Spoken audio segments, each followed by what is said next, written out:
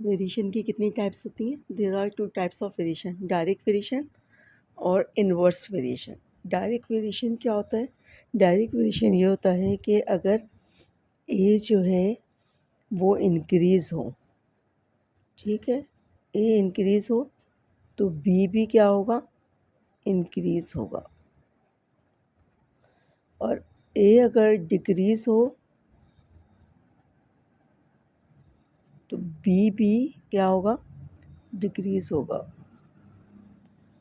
For example अगर हम books bye करें या पेंसिल कॉपीज़ तो उसकी प्राइस भी क्या होगी? ज़्यादा होगी। अगर हम कम बुक्स परचेज़ करें या कम पेन या कम कोई भी चीज़ तो उसकी प्राइस भी क्या होंगे? कम होंगे। तो समझ में आया आपको डायरेक्ट वेरिएशन क्या होता है? इन्वर्स वेरिएशन क्या होता है? इन्वर्स वेरिएशन अपोज़िट होता है। यानी ए अगर इंक्रीज़ हो रहा है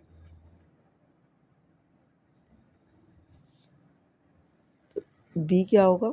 डिक्रीज़ होगा। किस तरह?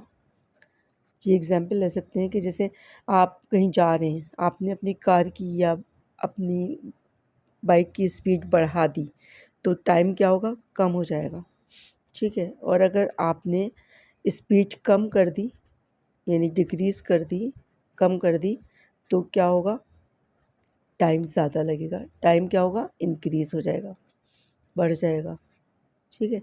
तो ये डायरेक्ट और इन्वर्स वेरिएशन की एग्जाम्पल्स हैं। एक चीज़ बढ़ रही है, दूसरी भी बढ़ रही है, कम हो रही है, दूसरी भी कम हो रही है, तो ये डायरेक्ट वेरिएशन हो रहा है। और इन्वर्स वेरिएशन में क्या है? एक अगर ज़्यादा हो रहा है तो दूसरा कम हो रहा है, एक कम हो रहा है तो दूसरा ज़्यादा हो रहा है। ये इन्वर्स वेरिएशन हो रहा है।